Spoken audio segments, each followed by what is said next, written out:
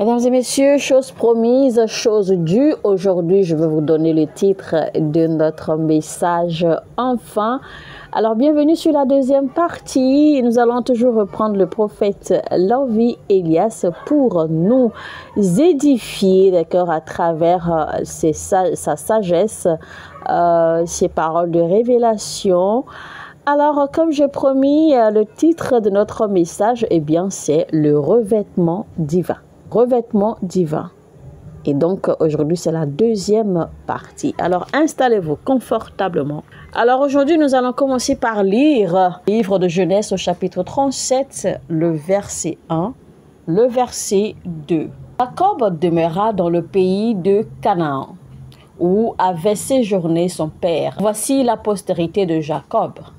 Joseph, âgé de 17 ans, faisait paître le troupeau avec ses frères. Cet enfant était auprès des fils de Bila et des fils de Zilpa, femmes de son père. Et Joseph rapportait à leur père leurs mauvais propos.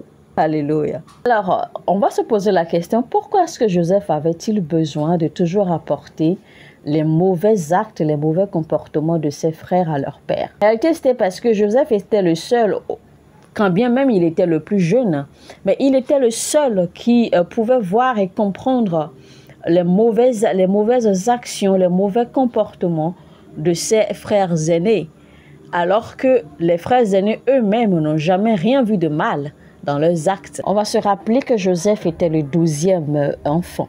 Mais Joseph n'avait pas été appelé à l'origine pour être un père, c'est-à-dire un père spirituel ou un berger. Jésus-Christ, notre Seigneur lui-même, il est venu sur la terre sous la forme d'un être humain pour sauver l'humanité. Mais il n'était pas une tribu. À lui seul, il n'était pas une tribu. Alors, Joseph et notre Seigneur Jésus-Christ avaient la même mission. Ils sont venus sauver et préserver quelque chose, mais pas pour sauver leur propre vie. Voilà donc pourquoi il a fallu que notre Seigneur Jésus-Christ ait eu comme père quelqu'un du nom de Joseph également. Alors Joseph voyait toujours les erreurs de ses frères aînés et il a toujours senti le besoin que ses frères avaient besoin, d'accord, de changer leur voie, de corriger leurs erreurs. Donc, de la même façon, beaucoup d'entre vous, vous êtes peut-être le seul, d'accord, dans votre famille à voir ce qui ne va pas, voir et à comprendre que telle chose ne va pas bien dans votre famille. Dans votre famille, vous êtes peut-être le seul à voir plus clair que les autres et vous comprenez, vous percevez aisément, d'accord, les choses qui ne vont pas dans votre famille. Et donc, cela devient alors votre mission de porter ces choses-là qui ne vont pas dans votre famille devant la face de Dieu, afin de présenter, d'accord, votre famille et les situations, les mauvaises choses dans votre famille à Dieu. Donc, il vous revient, d'accord, comme devoir d'aller rapporter ce qui ne va pas dans votre famille, dans la vie des gens de votre famille. Pourquoi? Parce que Dieu est en train de vous préparer déjà pour quelque chose de grand. Mais déjà, à l'intérieur de vous, vous avez toujours cette sensation, cette soif, cette passion, d'accord, qui démontre que, eh bien, il existe déjà, ou il y a déjà un manteau particulier, il y a déjà un vêtement, un ornement particulier, d'accord, qui va être le vôtre. On continue. Le verset 3 dit, « Israël aimait Joseph plus que tous ses autres fils, parce qu'il l'avait eu dans sa vieillesse. Et il lui fit une tunique de plusieurs couleurs. » Alors, Jacob, c'est-à-dire Israël, étant un prophète lui-même, eh bien, son amour pour son fils Joseph était beaucoup plus profond et beaucoup spirituel. Vous connaissez la signification des couleurs. Et les couleurs, c'est-à-dire plusieurs couleurs à la fois, d'accord, signifient en fait plusieurs nations. Ça représente plusieurs grâces. C'est purement la représentation de l'appel ou de la mission de l'individu qui porte ces couleurs. Alors, imaginez un instant que votre Père vous aime tellement, qu'il vous aime tellement, d'accord, plus que vos frères et sœurs. Et pour vous démontrer cet amour, votre Père ne vous donne pas de l'argent, il ne vous donne pas des terres, il ne vous donne pas du bétail, il ne vous donne pas de l'or, il ne vous offre pas des choses matérielles, et puis il décide de vous offrir un vêtement. Imaginez un instant, À réfléchir en réalité, on se dirait que ça n'a pas de sens. À moins que vous compreniez les réalités ou à moins que vous compreniez les mystères derrière les choses spirituelles. Donc, Jacob, pour démontrer son amour à son fils, son grand amour et passion à son fils Joseph, eh bien, il avait compris qu'il faille qu'il lui offre quelque chose que ses frères ne pourraient pas avoir, quelque chose auquel ses frères ne pourraient pas avoir accès, quelque chose que ses frères ne pourraient pas toucher, quelque chose qui lui serait intime et personnel.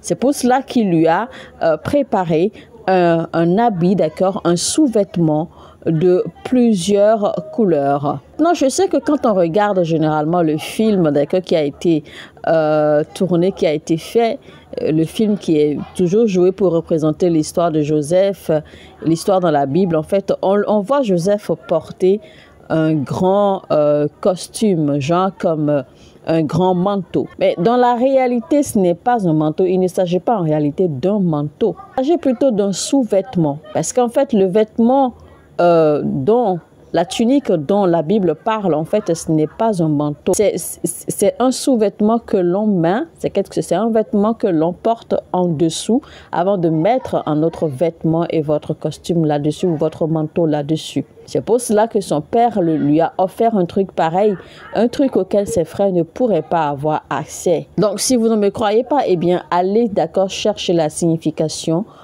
de cette tunique. Si vous savez lire la Bible et que vous devez chercher vraiment la signification de cela, eh bien, vous serez étonné de découvrir. En réalité, cet habit, c'est un sous-vêtement. Ce n'est pas un vêtement qui se porte à l'externe. C'est un vêtement qui se porte en dessous de votre habit. Et curieusement, dès que leur père a offert ce sous-vêtement à Joseph, eh bien, la haine de ses frères à son égard s'est accrue. Parce qu'en réalité, ses frères ont compris la signification de ce sous-vêtement, de cette tunique que leur père a offert à leur frère Joseph. Donc, ses frères connaissaient la signification de ce geste. Pour cela que leur haine s'est accrue contre Joseph. Maintenant, il faut souligner au passage que c'est après que Joseph ait reçu cette tunique de plusieurs couleurs de son père que Joseph a commencé à avoir des visions. Parce que avant d'avoir reçu cette tenue, eh bien, il ne voyait rien, il n'avait pas de vision, il ne rêvait pas. Mais après qu'il ait reçu ce manteau ou ce vêtement, eh bien, il a commencé à avoir des visions. Donc, si vous n'entendez rien de Dieu, si vous ne voyez pas des visions, c'est parce que vous ne portez rien comme manteau. Il n'y a aucun vêtement sur vous. C'est-à-dire qu'il n'y a aucun vêtement spirituel sur vous. Les gens ne vous prêtent pas attention parce que vous ne portez pas le vêtement, le bon vêtement. Vous savez qu'il y a des gens, quand ils se mettent à parler, eh bien, tout le monde est obligé de les écouter. Tout le monde veut les entendre. Tout le monde veut les suivre.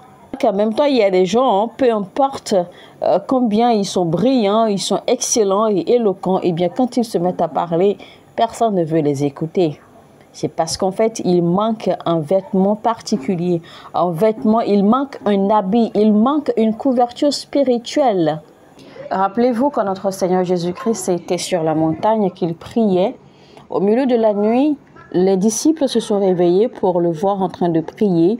C'est alors que les disciples ont remarqué une présence autour de Jésus, car il y avait Moïse, car ils ont remarqué clairement Moïse et Élie, le prophète Élie, d'accord, qui était avec Jésus-Christ dans une nuée toute blanche. Vous savez que dès que Moïse et le prophète Élie ont apparu à Jésus-Christ, Jésus-Christ était transfiguré immédiatement. Ses habits avaient changé. Les disciples se sont rapprochés de Jésus-Christ, lui demandant de leur permettre de bâtir 3 tentes, une pour lui, une pour Élie et une pour Moïse. Et pendant qu'ils étaient encore en train de parler, eh bien, une voix se fit entendre du ciel leur disant « Celui-ci est mon fils bien-aimé, écoutez-le ». Donc, il faut comprendre ici en fait que le nouveau revêtement de Jésus-Christ leur a permis à eux de pouvoir entendre la voix de Dieu directement. Alors, quand Jésus-Christ était au fleuve Jourdain, en fait, quand il a été baptisé par Jean, quand il est sorti de l'eau, rappelez-vous qu'une voix s'est fait entendre depuis le ciel et que la voix a dit « Celui-ci est mon fils bien-aimé ». Donc, de par cette expression, en fait, Dieu parlait à quelqu'un. Et à ce moment-là, en fait, Jean était le seul qui ait entendu la voix de Dieu. Jean était le seul qui ait entendu ce que Dieu avait dit de Jésus-Christ. Il était le seul à avoir entendu la voix. Donc, seul Jean a su réellement qui Jésus était. Maintenant, rappelez-vous que Jean-Baptiste avait dit ceci. Il avait dit que celui qui vient après moi, je ne suis même pas digne de lui d'attacher les lacets de ses souliers. Quand il dit cela, en fait, il faut comprendre ce qu'il voulait dire par là parce que c'était une parabole. Parce que quand on parle de chaussures, en fait, on parle de destination. On parle de lieu que vous allez parcourir. Donc, ce que Jean-Baptiste essayait de dire, en fait, c'était que là où Jésus-Christ, c'est-à-dire que là où les pieds de Jésus vont fouler, que lui, Jean, n'était pas digne de fouler ces endroits. Que là où Jésus-Christ allait entrer, allait atteindre que lui, il n'était pas fait et lui n'était pas digne, d'accord, d'entrer dans ces mêmes lieux. Donc, c'était ce qu'il voulait dire pour signifier clairement que ce que lui venait faire, que lui, Jean, n'était pas fait pour ça, qu'il ne serait pas en mesure de faire. Alors, la question ici est de savoir quel vêtement avez-vous sur vous? Quel revêtement portez-vous? Quel ornement avez-vous? Parce que le vêtement que vous portez déterminera ce que vous recevrez de Dieu. Comment vous allez opérer avec Dieu? Comment Dieu va-t-il vous utiliser? Dans quel domaine Dieu va-t-il vous utiliser? Alors, si l'adoration à Dieu est liée aux vêtements ou au revêtement ou à l'ornement que l'on porte, ça veut dire également que la prospérité, la réussite est également liée aux vêtements ou au revêtement ou à l'ornement que vous porter. Maintenant, le problème, c'est que on constate que plusieurs personnes se revêtent d'habits qui ne sont pas faits pour eux. Beaucoup se revêtent de manteaux qui ne sont pas faits pour eux. Plusieurs essaient de forcer un habit qui n'a pas été fait pour eux sur eux-mêmes. Quand le roi David a été oint pour la première fois, quand il a été oint pour être roi, il avait déjà reçu, d'accord, un ornement, un revêtement intérieur, parce que soudainement David avait déjà commencé à percevoir ou à ressentir que la bataille d'Israël était sa propre bataille, que la bataille d'Israël était sa bataille personnelle à lui. Parce que rappelez-vous que David n'était même pas un guerrier. Il ne portait pas d'armure de guerre, il n'avait pas d'épée, il n'avait pas d'armure de protection, rien du tout, il n'avait pas de casque. Mais quand David s'est présenté aux autres soldats et qu'il leur a dit que, écoutez, moi je peux battre ce Goliath, moi je peux battre ce Philistin, David est arrivé à les convaincre et les généraux de l'armée en fait ont écouté David et ont amené David, ont présenté David au roi. Donc imaginez un peu un jeune homme, un jeune garçon qui n'est même pas encore formé à la guerre, n'est pas entraîné au combat. Il se présenter devant toute une armée qui a peur des Philistins, une armée qui a peur d'un seul homme. Et un jeune homme qui sort de nulle part et qui vient leur parler et les convainc de lui permettre de faire face aux Philistins et que lui, il allait descendre le Philistin. Et que des gens qui sont entraînés à la guerre l'écoutent et obéissent à sa demande et l'amène devant le roi. Aussi que David arrive à convaincre le roi Saül qui est un général de l'armée, il est un guerrier entraîné, lui-même roi qui avait peur du Philistin, que David soit arrivé à convaincre le roi qu'il pouvait faire face aux Philistins. Imaginez un instant le courage, imaginez un instant la force, imaginez-vous quel genre d'aura David portait, aussi jeune qu'il soit, pour que ces gens, ces grands, y compris le roi, puissent écouter sa voix et obéir à sa voix. Imaginez un instant. Donc, David avait déjà un ornement, il avait déjà un revêtement spirituel interne qui faisait plier toute chose à sa voix. Rappelez-vous que le roi Saül avait même voulu remettre son armure à David de porter. L'armure du roi Saül était beaucoup trop lourde pour David. C'était beaucoup trop grand et beaucoup trop lourde pour lui. Son épée et son casque, David ne pouvait pas les porter. Et donc quand David a essayé, David lui a dit au roi que c'était beaucoup trop lourd pour lui et que ça ne pourrait pas l'aider. Donc David a dû enlever l'armure du roi et il a gardé sa foi, sa confiance. Parce qu'il savait ce sur quoi ils comptaient. Le message ici, c'est que beaucoup, d'accord, plusieurs là dehors, essaient de forcer sur eux-mêmes quelque chose qu'ils ne peuvent même pas utiliser en leur saison ou en leur temps. Plusieurs s'efforcent à porter des responsabilités, à porter des charges, à porter des manteaux qui ne sont pas faits pour eux, des manteaux qui ne peuvent même pas exercer, d'accord, en leur temps ou en leur saison. Simplement parce que beaucoup sont en train de sous-estimer, d'accord, ou de minimiser, ou de prendre à la légère le manteau que Dieu leur a destiné. Je prends un exemple. Le vêtement ou le revêtement que Dieu vous a donné, par exemple, vous donne la pleine habileté, le potentiel de pouvoir en découdre, de pouvoir gérer les affaires de la journée. Le truc, c'est que le vêtement ou le manteau que Dieu a mis sur vous, si vous ne l'utilisez pas, eh bien, vous ne pourrez pas recevoir un renouvellement de manteau. Vous ne pourrez pas recevoir un autre manteau. La question ici est, quel vêtement avez-vous sur vous? Quel manteau portez-vous? Certains d'entre vous qui écoutez ce message à l'instant, votre manteau aurait dû déjà être renouvelé depuis des années. Votre manteau aurait déjà dû être changé depuis des années. Vous auriez déjà dû recevoir un nouveau manteau. Vous auriez déjà dû recevoir un nouveau grade. Mais vous êtes toujours là à vous débattre avec le manteau, le seul manteau que vous avez reçu depuis plusieurs années. Mais à travers ce message prophétique, eh bien ce message va vous montrer votre destination et vous équiper pour vous propulser en avant pour que vous puissiez avoir l'honneur ou le privilège ou la grâce que votre manteau soit renouvelé. Parce qu'à travers ce message, vous auriez compris votre destination et le manteau dont vous avez besoin afin que vous puissiez vous débarrasser du manteau ou des manteaux que vous êtes mis sur vous-même qui ne sont pas les vôtres. Certains vont recevoir la capacité, l'équipement nécessaire pour finalement commencer à utiliser, à exercer, à opérer avec le manteau qu'ils ont présentement, de sorte à ce qu'ils soient préparés pour recevoir un nouveau manteau. Mesdames et messieurs, on va s'arrêter là aujourd'hui pour la deuxième partie de notre message. Rappelez-vous, je l'ai annoncé plus tôt, le titre c'est « Le revêtement divin ». Le revêtement divin. Et donc, c'est la deuxième partie de notre message.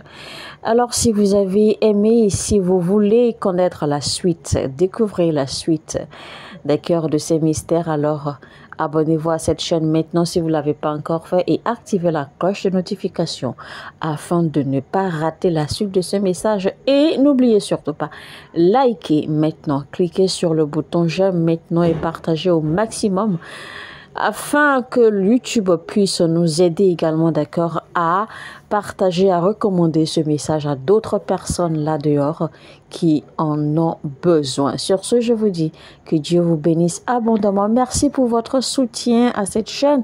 Merci pour votre soutien à notre œuvre. Que Dieu vous bénisse richement partout où vous êtes. Que sa main puissante repose sur vous. Qu'il fasse briller sa face sur vous. Qu'il vous donne la paix, la grâce, la protection, la préservation et qu'il vous rencontre au moment où vous avez le plus besoin de lui. Dans le nom de Jésus-Christ, Amen. Alors, chers amis, mon heure a sonné et votre heure a sonné.